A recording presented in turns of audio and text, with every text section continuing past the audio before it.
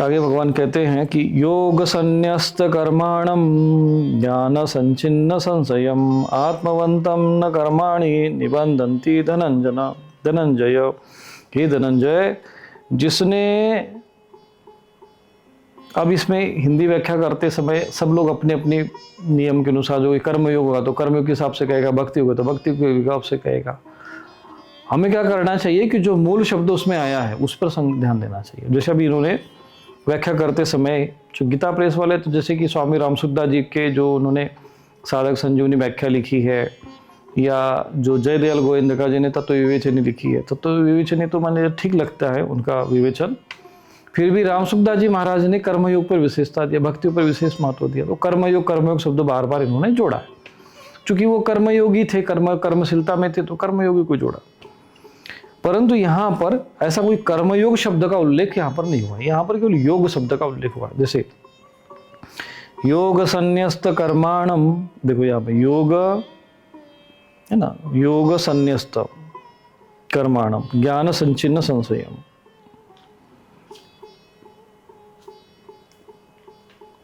तो योग में जैसे कर्माणम, यहाँ पर शब्द आया है योग संन्यस्त कर्माणम। अभी इसमें योग में कर्मयोग, ज्ञान योग, भक्ति योग ऐसा कुछ नहीं लिखा है, योग लिखा है। योग संन्यस्त कर्माणम, कर्माणम का अर्थात कर्म को, संन्यस्त मतलब समर्पित करते, विलय कर दिया। जैसे उन्होंने कहा ज्ञानाग्नि दग्ध कर्माणम, ज्ञानाग्नि सर्वकर्माणि, तो ज्ञान से सर्व कर्म उन्होंने जला दी। यहाँ पे कहते हैं कि जो जिन्होंने ज्ञान में संन्यस्त कर दिया ना, विलीन कर दिया, अर्पित कर दिया, हमने संन्यास ले लिया, हमने सब बोले कि सब छोड़ दिया, सब विलीन कर दिया, कर्मों में डाल दिया उसमें। और ज्ञान संचिन्न संशयम, जिसने समस्त संशय का नाश कर दिया ज्ञान के द्वारा। जितने भी जो है संशय हैं मन में, सारे उसके समाप्त हो गए। अब कोई इसमें मन में शंका नहीं रहेगी। जब ज्ञान हो गया तो कोई संशय नहीं बचेगा।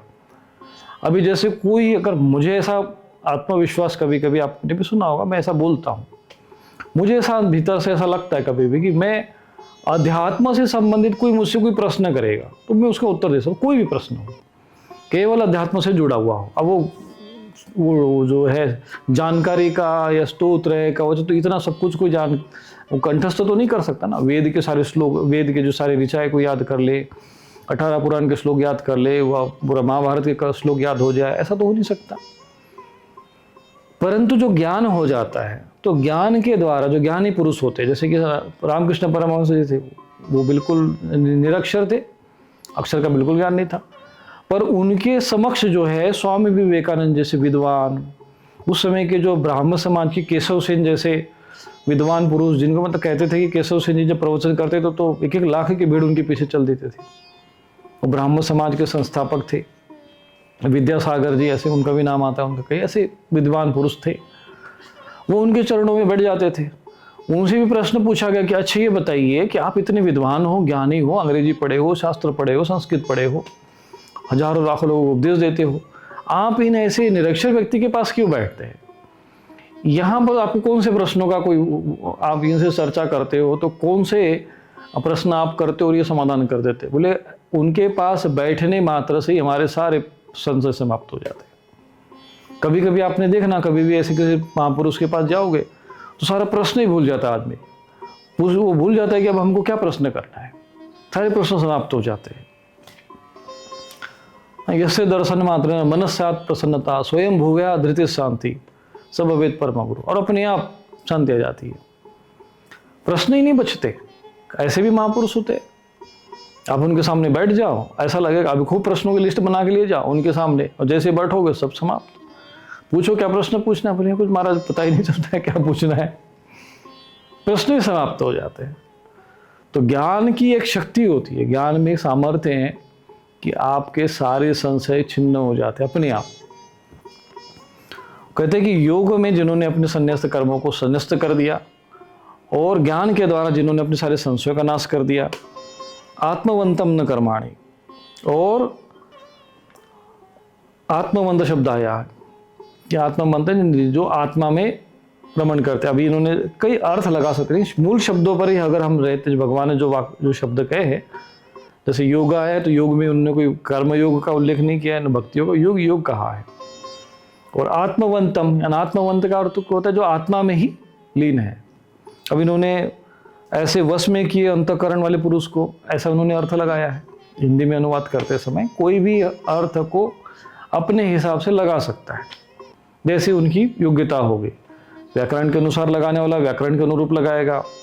अब शंकराचार्य जी जो है वो शंकराचार्य जी की विद्वत्ता के अनुसार, अब जैसे अभी आप देखेंगे तो शंकराचार्य जी ने पक्का जो है इसमें आत्मवंत शब्द का इसमें अनुवाद किया होगा।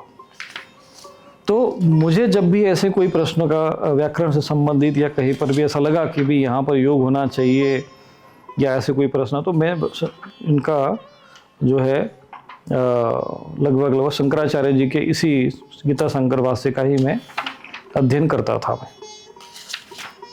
मैं यहाँ पर उन्होंने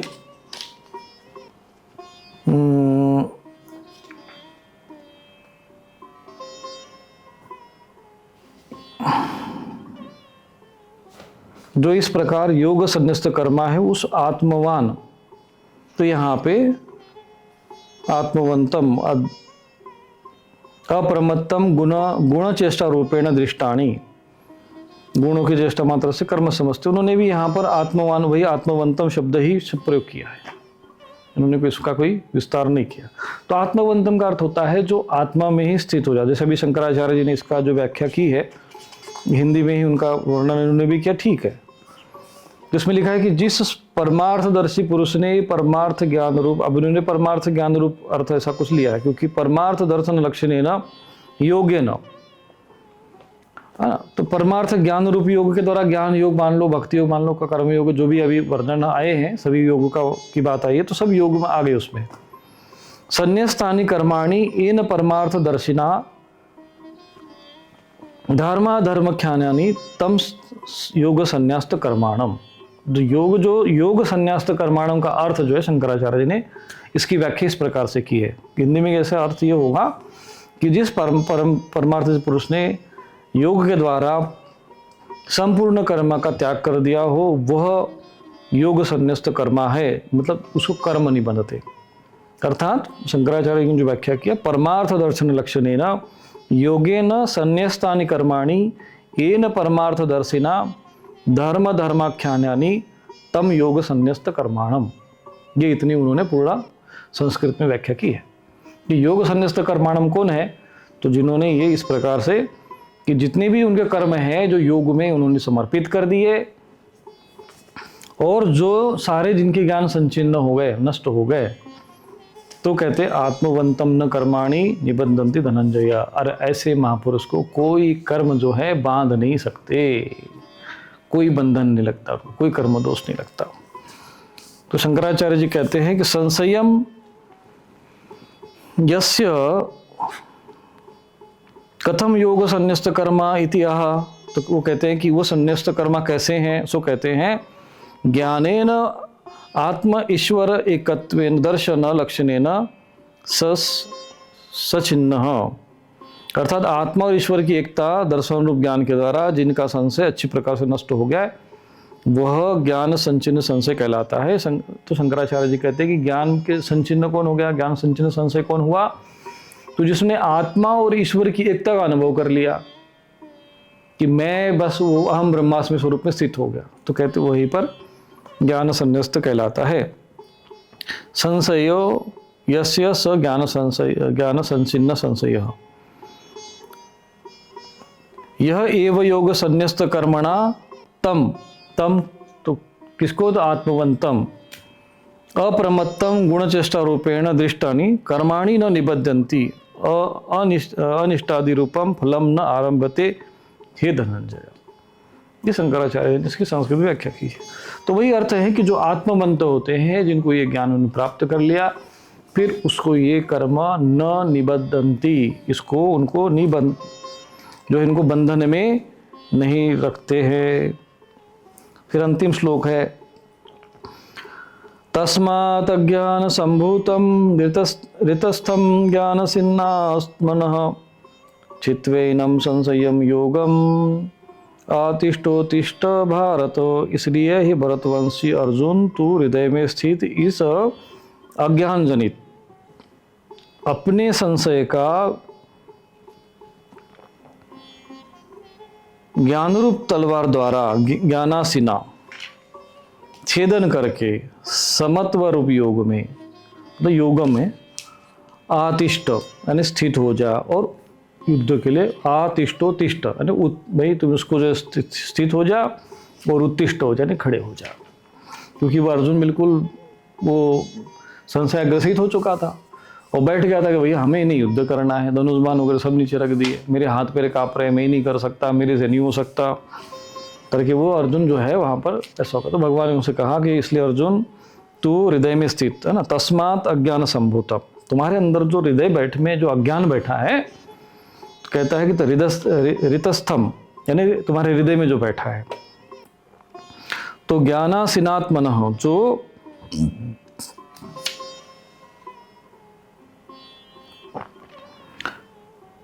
ज्ञानासिना, इसका जो अर्थ है यहाँ पर विवेक ज्ञान रूप तलवार के द्वारा। शंकराचार्य जी ने इसमें तस्मात् पापिष्टम मैंने तस्मात् अज्ञान संभूतम अज्ञानात् अविवेका जातम ऋतस्थम ततो बुद्धस्थितम ज्ञानासिना शोक मोहादि दोषहरम सम्यक दर्शनम ज्ञानम तद एव असि खड्गः तेन ज्ञानासिना। ये उन्होंने ज्ञानासिना के अर्थ शंकराचार्य ने व्याख्या की है कि शोक मोह आदि दोनों का नाश करने वाला यथार्थ रूप जो ज्ञान है वही खड्ग है। ज्ञानासिना अर्थात यहाँ पर ज्ञान को तलवार माना गया, खड्ग माना गया। शंकराचार्य जी ने वही व्याख्या की है। शोक मोहादि दोषहरम, जो शोक और मोह का जो दोष है उसको हरण करने वाले, सम्यक दर्शनम ज्ञानम, और सम्यक दर्शन करने वाला जो ज्ञान है, तद एव असि खड्गः, बोले वही खड्ग है। ज्ञान जो है ना, जो सम्यक दर्शन करने वाला वही खड्ग है। तेन ज्ञानासिना, मतलब वही ज्ञानासीन है। यहाँ पर ज्ञानासिना शब्द जब यहाँ है तो उसकी व्याख्या शंकराचार्य ने ज्ञानासिना शब्द की एक ही है। ऐसे ही जहाँ जहाँ ऐसे शब्द आएंगे जिसको हमें समझने में समझाने में आपको किसी को भी कुछ कठिनाई आएगी, तो वहाँ हम शंकराचार्य जी के इसी पिता शंकर भाष्य का कि उन्होंने क्या व्याख्या की है, क्या अर्थ लगाया है, क्या उसका अन्वय किया उन्होंने, तो वो हम इसमें देखेंगे और क्या अन्वयार्थ निकलता है। तो उसका अन्वयार्थ यही निकलता है कि ज्ञानासिना, ज्ञान के जो तलवार है, शस्त्र है, तुम जो है इसको अपने जितने भी संशय है, जो अज्ञान के कारण तुम्हारे हृदय में ये सारे संशय क्यों आए अर्जुन के मन में, तो भगवान ने कहा है तस्मात् अज्ञान संभूतम, बोले ये जो अज्ञान से संभूतम है, अज्ञान से उत्पन्न हुए, तुम्हारे मन में जितना भी शोक उत्पन्न हो रहा है, ये जो मोह उत्पन्न हो रहा है, अज्ञानेन आवृत्तम ज्ञानम तेन मोह्यन्ति जन्तवः, सारे जो अज्ञान के द्वारा ज्ञान ढक जाता है तो उसी से मोहित होते हो। तो जो अभी तुम्हारे जीवन में दुख है, शोक है, मोह है, कष्ट है, पीड़ा है, विषाद है, आत्मग्लानि है, हीनता है, नपुंसकता है, ये जितने भी तुम्हारे अंदर कायरता रूपी दोष है, कार्पण्य रूपी, जो उन्होंने कहा कि कार्पण्य दोषोपह स्वभाव है, बोले कायरता रूपी दोषों से मैं ग्रसित हो गया हूँ, इन सब का कारण जो है भगवान कहते हैं अज्ञान संभूतम, ये अज्ञान के द्वारा ये निर्मित है। अज्ञान नष्ट, सब खत्म। इसलिए अज्ञान तिमिरांधस्य ज्ञानांजन शलाकया चक्षुरुन्मीलितमेन तस्मै श्री गुरुवे नमः। तो अज्ञान रूपी अंधकार, तो सारा जो समस्या का जो कारण है वो है अज्ञान। और अज्ञान हृदय में अज्ञान रूपी अंधकार में हम घूम रहे हैं अभी, है ना। मोह निशा सब सोवन हारा, तो मोह रूपी निशा में सो रहे हैं, अज्ञान रूपा उसमें घूम रहे हैं, तो घूमते ही रह जाएंगे, कितने जन्मों तो घूमेंगे पता नहीं है। तो वो इसीलिए जीवन में गुरु को प्रणाम करना पड़ता है कि अज्ञान तिमिरांधस्य ज्ञानांजन शलाकया, फिर उसमें ज्ञान की शलाका दिखा देते, चक्षुरुन्मीलितम, खोल देते आखिर, अच्छा गुरु जी ये बात है, गुरु जी ने बोली ये तुम अज्ञान रूपी तमस में तो भटक रहा है, हे आत्मा तू मुक्त हो जा। ये ज्ञान देने के लिए गुरु पृथ्वी पर रहते हैं। और भगवान ने कहा कि ऐसे तत्वज्ञानी महापुरुषों के पास जाना चाहिए।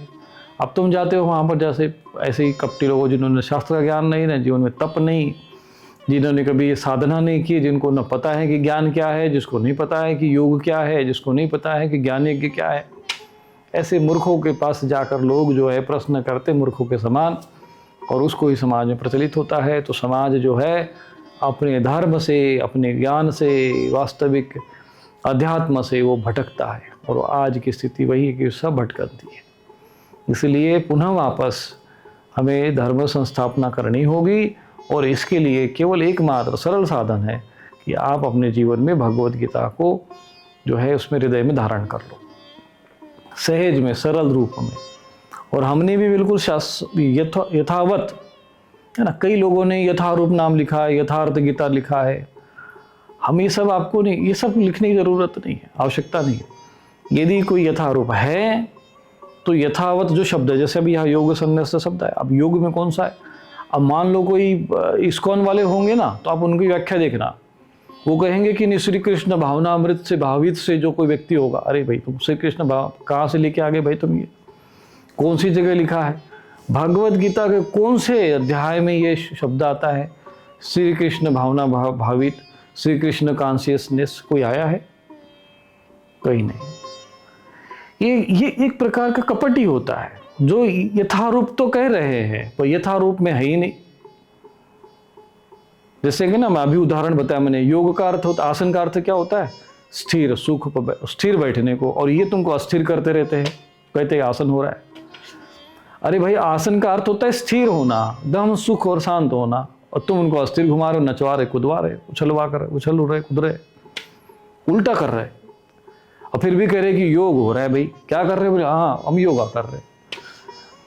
ऐसे ही कुछ लोग भक्ति के मार्ग में भी भ्रमित कर देते हैं, अध्यात्म से भी भटका देते। कुछ तो गीता का भी उल्लेख, अब जैसे इन्होंने इस्कॉन जो संस्था यथारूप बना दिया, कहते हैं तो भगवद गीता चारों तरफ वही बट रही है, भगवद गीता है, भगवद गीता, जैसा लगता है कि यही भगवद गीता है, और उसमें भी लिखे नहीं चाहिए यथारूप। मैंने भाई यथारूप कैसे भाई?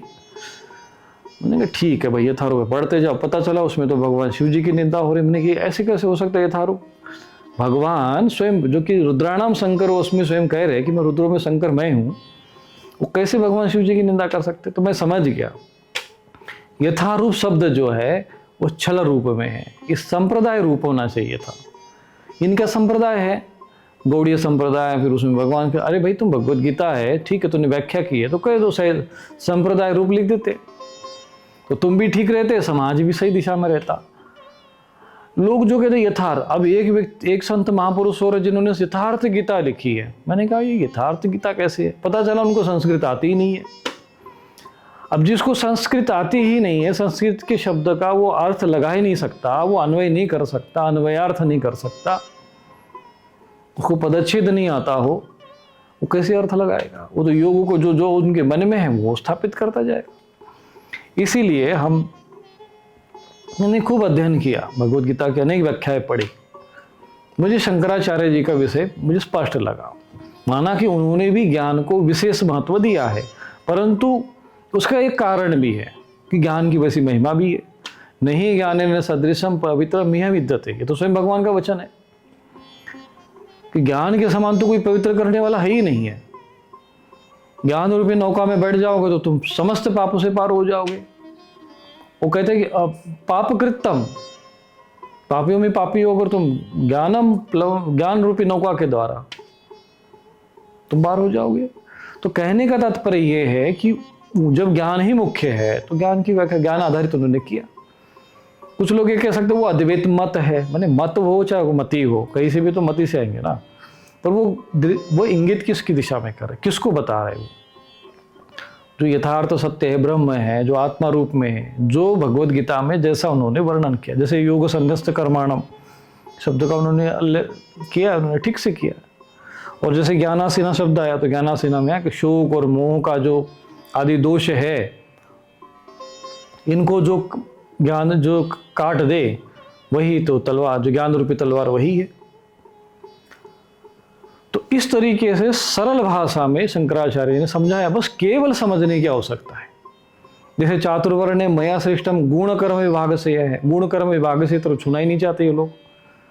अब ये जाति में, देह में, अज्ञानता में इतने फंसे हुए हैं कि देह से बाहर को सोचना ही नहीं चाहते हैं। पहले दूसरी तरीके से सोचते थे गृहस्थ होकर, अब गिरवा कपड़ा पहनकर सोचते हैं कि नहीं भैया मैं तो शरीर से, अब शरीर ही तो सब कुछ मान रहे हैं ना। वो जाति, ब्राह्मण, छोटा, ऊंचा, नीचा, कुल। अब उनकी सारी दृष्टि कहाँ है, किस पर चिंतन है उनका, कहाँ जाए, उनकी दृष्टि किस पर पड़ रही है, देह पर पड़ रही है, देह भाव से देख रहे, देह दृष्टि से बात कर रहे। आत्मा पर तो चिंतन ही नहीं है, आत्मा की तो बात ही नहीं है, आत्मा पर तो दृष्टि ही नहीं है, तो सर्वत्र समदर्शन कैसे हो सकता है? समदर्शन तो तुम केवल आत्मा दृष्टि से देख सकते हो। ज्ञान चक्षु हो तो ही समदर्शन कर पाओगे, आत्मा का दर्शन किया हो तो ही आत्मा दर्शन कर पाओगे। अपने में करोगे फिर बाद में संसार में देखोगे, तभी ना आप पंडिता जो है समदर्शी न हो गए, सर्वत्र समदर्शी न होंगे। पहले अपने में देखो आत्मा के रूप में, फिर बाहर देखो। हाँ, तो कहते हैं ना कि जो बाहर भीतर एक ही लेखा, जस भीतर तस बाहर देखा। अभी कहाँ लटके हैं हो, कहाँ अटके हो? बोले शरीर पे लटके हैं, बोले वही अटके हैं। इसीलिए समस्या है। केवल कपड़ा पहन देने से, केवल किसी पद पे बैठ जाने से, मूर्खतापूर्ण शास्त्रों का विपरीत अर्थ लगाकर आप समाज को भ्रमित करके स्वयं अज्ञानता के गर्त में गिर कर दूसरों को भी, पूरे समाज को गर्त में गिराओ। इससे ज़्यादा अधर्म में और घोर पाप कर्म कुछ नहीं हो सकता। दिखने में को तो ये लगता है कि कितना बड़ा धार्मिक कर्म हो रहा है, ऐसे ही हुआ है। इसीलिए मैंने भगवत गीता में जब भी अध्ययन किया, अब जैसे आप पूरी भगवत गीता पढ़ कर देख लो, श्री कृष्ण भावना भावित कोई पुस्तक है, कोई अर्थ है नहीं। श्री कृष्ण का तो मतलब आप ऐसा, श्री कृष्ण भावना भावित शब्द ही नहीं है, श्री कृष्ण कॉन्शियसनेस शब्द ही नहीं है। और पूरी उन्होंने व्याख्या करते समय जब भी कोई अर्थ लगाना हो तो जो कृष्ण भावना भावित है, पूरा कंसेप्ट जो है उन्होंने वो श्री कृष्ण कॉन्शियसनेस शब्द पे खड़ा कर दिया। ऐसे ही कुछ लोग अपना एक प्रोडक्ट खड़ा कर देते हैं और फिर उसको कहते हैं कि यही सब कुछ है। ये समस्या है। और जो वास्तविक अर्थ है, जो इसमें लिखा हुआ है, जैसा है वैसा। अब जैसे योग संन्यस्त कर्माण बात आई, तो हमने आपको पहले ही कहा कि योग की बात यहाँ आई नहीं है। मतलब मैंने कोई कर्म योग, ज्ञान योग ऐसा तो भगवान ने नहीं कहा। योग संन्यस्त कर्माणम आया। अब योग कौन सा संन्यास, अब कौन से योग में जब ये बात आएगी तो जो भगवान ने अभी तक द्वितीय अध्याय में, तृतीय अध्याय में, चतुर्थ अध्याय में जो ज्ञान दिया जिस योग का, वही तो योग हुआ ना। अब इसमें तो जो ज्ञान योग की बात आई है, सांख्य योग की बात आई है, अन्य योग की बात है। और योग का अर्थ क्या है? जो भी जो ज्ञान है, आत्मा का ज्ञान और आत्मा में स्थिति, उसी को ही योग माना है। समत्वम योग उच्चते, यहां पर समत्व शब्द आया कि समत्व तब कब आएगा, समत्व आपके भीतर कब आएगा? जब आप अपने को देह मान रहे हो तो आप समाज में समत्व कैसे आपके अंदर आएगा? क्योंकि आपका देह जो है दूसरे के देह के साथ समान नहीं है। जैसे आपका शरीर, आप दूसरों को समान रूप में देख नहीं सकते हो, भिन्नता है। प्रकृति तो भिन्नता है, किसी भी रूप में नहीं हो सकता। एक शरीर से दूसरा शरीर समान ही नहीं है, असमानता है। समानता कहाँ है? समानता आत्मा में है। एको ब्रह्म द्वितीयो नास्ति ममैवांसो जीव लोके जीव भूत सनातन, वही सनातन है। आत्मा रूप में हम देखेंगे तो सब एक ही है, एक जैसे हैं, क्योंकि भगवान के अंश से निकले। तो भाई तुम कौन हो? बोले भाई मैं भगवान का अंश। भाई तू कौन है? बोले मैं भी भगवान का अंश। भगवान कहते भगवान से भी पूछो कि भाई भगवान मैं कौन हूँ, तो भगवान भी कहेंगे ममैवांसो जीव लोक, बोले तू मेरा ही अंश है। बोले फिर मैं कैसा दिखता हूँ? बोले जैसे आप दिखते हो, जैसे मैं दिखता हूँ वैसे तुम दिखते हो। भगवान ने यही कहा, पहले तो पहले अपने में देखेगा, फिर बाद में मुझ में देखेगा। यहाँ पे कोई भेद नहीं है भगवान के व्यवहार में, आचरण में। उसी को पंडित कहते हैं, उसी को ज्ञानी महापुरुषों को ही पंडित कहा जाता था। अब ये आ गए घंटी बजाने वाले, तिलक लगा दिया, हो गए पंडित जी। तिलक लगा देना भाई, कोई भी पंडित जी लगा दे रहा है।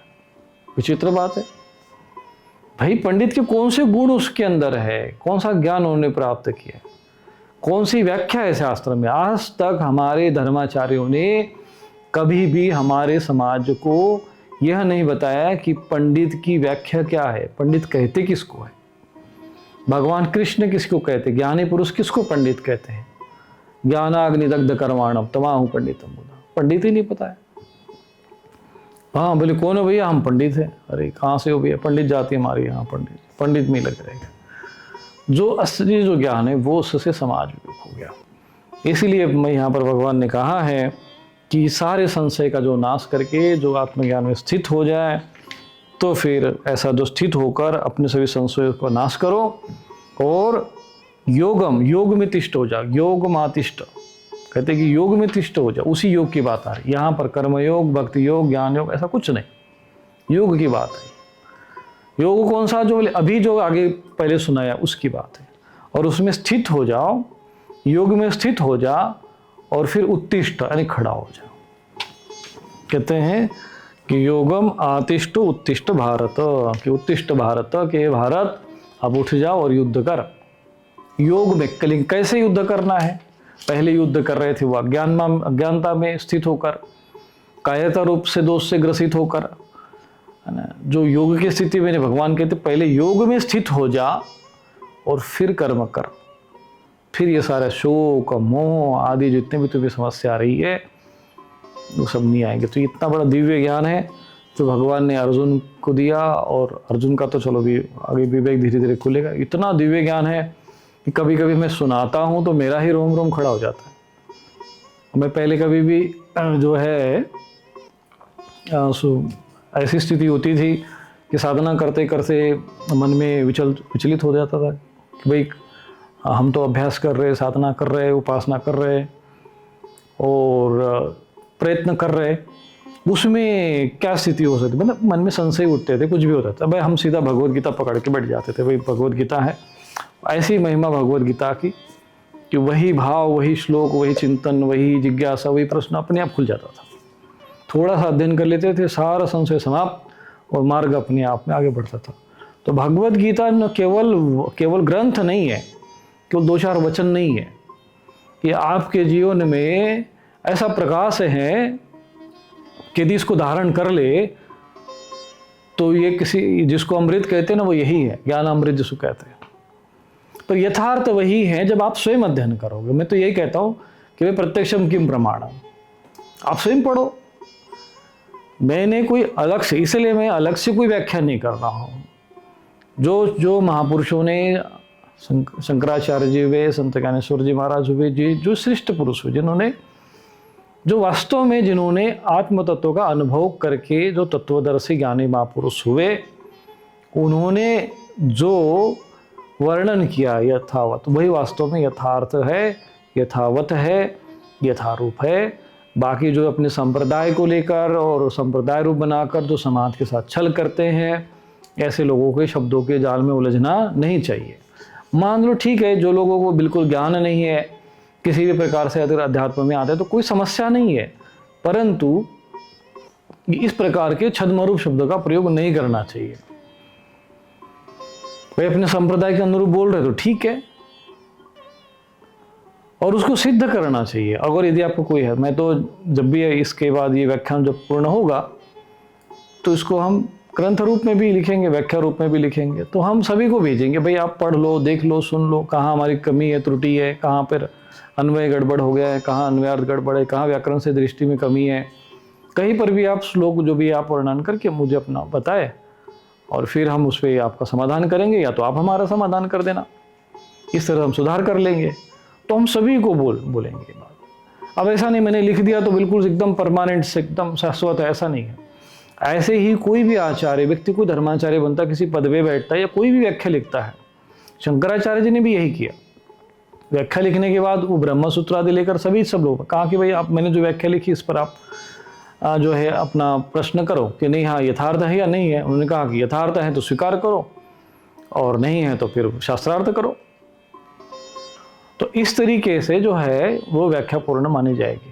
अन्यथा समाज में भ्रमित करने वाली चीज़ें इतनी अधिक फैली हुई है कि यदि ये कोई जिज्ञासु वास्तविकता से आध्यात्मिक क्षेत्र में प्रवेश भी करना चाहे तो वो ये जो छद्मधारी जो लोग हैं उसको पूरा भ्रमित कर देते हैं। और सबसे बड़ी बात क्या है कि जो मूल धर्म ग्रंथ है, जो मूल अर्थ है, उस उधर जाने ही नहीं देते। अपनी एक अलग से व्याख्या छाप देंगे, उसी को कह देंगे भाई हाँ यही है। अब अंग्रेजी वाले को संस्कृत नहीं आता तो बेचारा जो ट्रांसलेशन करके हिंदी में अनुवाद कर दिया उसी को मान लिया। तो इसलिए शब्दों के साथ जो है वो छल नहीं करना चाहिए।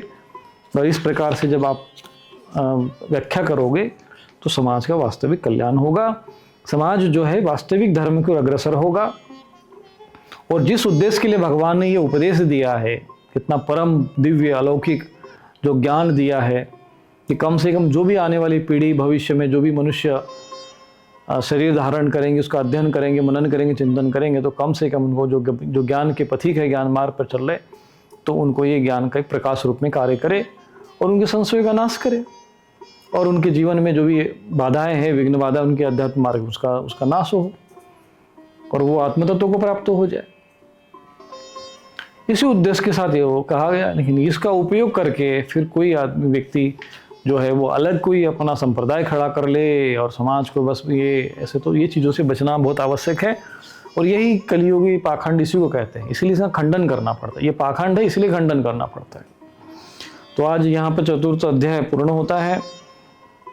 इसमें वैसे लिखा तो रहता, ओम तत्सदिति श्रीमद् भगवद गीता उपनिषद ब्रह्म विद्याया योग शास्त्र श्री कृष्ण संवादे। वास्तव में ज्ञान कर्म संन्यास योग नाम, ज्ञान कर्म संन्यास, उसने कहा कि ज्ञान योग में और कर्म और संन्यास का वर्णन है। तो संन्यास का अर्थ ये नहीं होता, यहाँ पर कोई भी आपने देखा होगा कि कोई वस्त्र बदलने का, भगवा या ऐसा कुछ वर्णन आया है क्या? इसमें कुछ भी नहीं। योग संन्यास कर्माणम, कर्म को जो है वो अर्पित करना है, योग में, ज्ञान में लीन कर देना है। अब लीन करने का अर्थ ये नहीं होता है कि आप उन कर्म से भगवान ने लीन करने को कहा होता तो फिर ये कहते आतिष्ठो तिष्ठ भारत, कि भाई तू उठकर युतिष्ठ हो जा, युद्ध कर। ऐसा क्यों कहते हैं? कहते हैं कि योग में स्थित हो जाओ, अपने कर्मों को ज्ञान में संन्यस्त कर दो और फिर कर्म करो। कर्म से भगवान भगवद गीता विमुख नहीं कर रही है। ये भगवद गीता का जो है वास्तविक स्वरूप समझना चाहिए। कोई भी व्यक्ति, कोई भी मनुष्य, चाहे विद्यार्थी हो, बालक हो, स्त्री हो, पुरुष हो, चाहे वो साधु महात्मा हो, धर्मात्मा हो, गृहस्थी हो, वानप्रस्थी हो, सन्यासी हो, चाहे वो राजकर्म करने वाला हो, व्यापार कर्म करने वाला हो या कोई सेवा कर्म करने वाला हो, कोई भी व्यक्ति भगवद गीता को पढ़ेगा, अध्ययन मनन चिंतन करेगा, तो वो श्रेष्ठ कर्म करेगा। जैसे पहले करता था उससे भी अच्छा कर्म करेगा। ये एक विशेषता है। कर्म से नहीं भागेगा, लेकिन लोगों को डराया जाता है, भ्रमित किया जाता है, क्योंकि ये सब अज्ञानी लोग हैं, सब स्वयं माया के द्वारा भ्रमित है। अरे भगवद गीता मत पढ़ो, साधु बन जाएगा, ये कर लेगा, वो कर ले, ऐसे भ्रम है। अब भगवद गीता पढ़ने के बाद सब साधु ही बन जाते हैं, ऐसा कौन सा ग्रंथ में लिखा है? ऐसा तो भगवान नहीं कह रहे अर्जुन से कि तू साधु बन जा, वो तो कह रहे युद्ध कर। अब कोई पढ़ के अगर कोई अध्यात्म में जा रहा है, कोई साधु बनने जा रहा है, तो उसका प्रारब्ध संस्कार प्रकृति वैसी है, इसलिए बनता है। सारे लोग थोड़ी साधु बन के घूमेंगे, इसी का भय। अच्छा बन भी गया तो क्या समस्या भाई, उसका भी भय। तो स्वयं तो मोहग्रसित होकर घरों में बैठे रहते, अज्ञानता में डूबे पड़े रहते और दूसरों को भी बाहर निकलने नहीं देते। तो ऐसी जो है अवस्था से समाज जो है पूरा पीड़ित है, ग्रसित है। इसलिए ये अवस्था जो है, इस दुख और शोक और पीड़ा से सारा समाज ग्रसित हो चुका है, जिससे भगवद गीता का ज्ञान ही पूरी मानव जाति का, समाज को बाहर निकालकर वास्तविक धर्म की संस्थापना हो सकती है। तो आज इतना ही। कल से हम 5वें अध्याय का अध्ययन करेंगे, मनन करेंगे, चिंतन करेंगे। नारायण नारायण नारायण। क्या आपकी समस्याओं का समाधान नहीं मिल रहा? स्वामी रूपेश्वरानंद आश्रम में पितृदोष निवारण, काल सर्प दोष शांति, नारायण बलि पूजन, महायज्ञ, जन्म कुंडली विश्लेषण, अभिमंत्रित रक्षा कवच तथा सिद्ध यंत्र जैसे श्री यंत्र, कुबेर यंत्र उपलब्ध हैं। साथ ही नकारात्मकता, शामक स्प्रे, मंत्र सिद्ध यज्ञ भस्म और दैवीय रक्षा कवच भी प्राप्त करें। अभी कॉल करें और सेवा हेतु दान करें।